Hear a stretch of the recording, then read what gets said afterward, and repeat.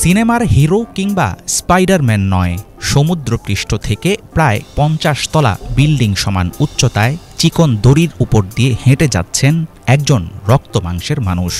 Asia ও ইউরোপকে যুক্ত করেছে তুরস্কের বিখ্যাত ও দৃষ্টিনন্দন সেতু বসফরাস। ঝুলন্ত ব্রিজটির দুই প্রান্তে আটকানো রশিতে করে ১ কিলোমিটার পথ পাড়ি দিয়ে তিনি গিয়েছেন এক মহাদেশ থেকে অন্য মহাদেশে। স্ল্যাকলাইন নামে পরিচিত এক ধরনের দরাবাজির কসরতের মাধ্যমে এত উচ্চতায় হাঁটার অসাধ্য সাধন করেছেন এস্তোনিয়ার নাগরিক বিশ্বখ্যাত স্ল্যাকলাইনার ইয়ান রোজ। গত ১৫ই সেপ্টেম্বর বিকালে যখন তিনি হাঁটছিলেন, তখন পায়ের অনেক নিচ দিয়ে সাই সাই করে চলছিল হাজারো যানবাহন। মাথার উপর দিয়ে উড়ছিল যাত্রীবাহী বিমান ও হেলিকপ্টার।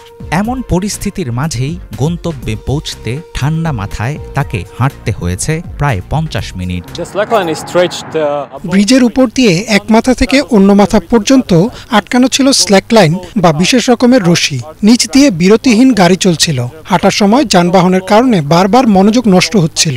যখন দড়ির উপর হাঁটছিলাম, তখন গাড়ির হর্ন ও সাইরেনের শব্দ কানে লাগছিল। শহর হওয়ায় মাথার উপর দিয়ে চলাচল করা হেলিকপ্টার ও প্লেনের আওয়াজও পাচ্ছিলাম। প্রাকৃতিক পরিবেশের তুলনায় কোনো শহুরে জায়গায় দড়িতে হাঁটা অনেক কঠিন।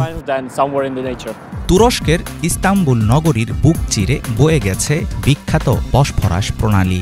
বিশ্বের নৌ চলাচলে ব্যবহৃত সবচেয়ে সরু জলপথটি দিয়ে সমুদ্র পথে যাওয়া যায় রাশিয়া ও ইউক্রেনে। এই প্রণালীর উপরেই তৈরি হয়েছে আনুষ্ঠানিকভাবে ১৫ই জুলাই শহীদ সেতু নামে পরিচিত বসফরাস ব্রিজ।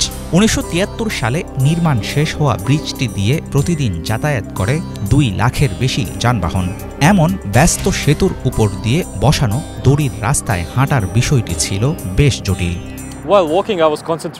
হাঁটার সময় আমাকে খুবই মনোযোগী থাকতে হয়েছে।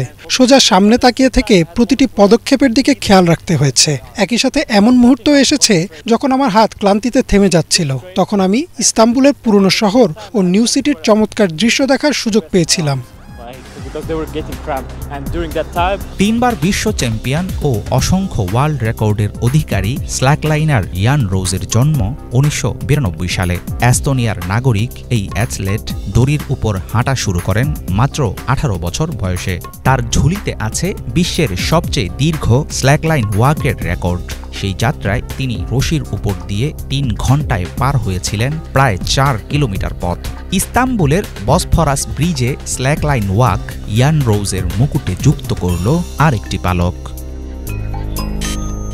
হাফিজুল ইসলাম, বাংলা ভিশন।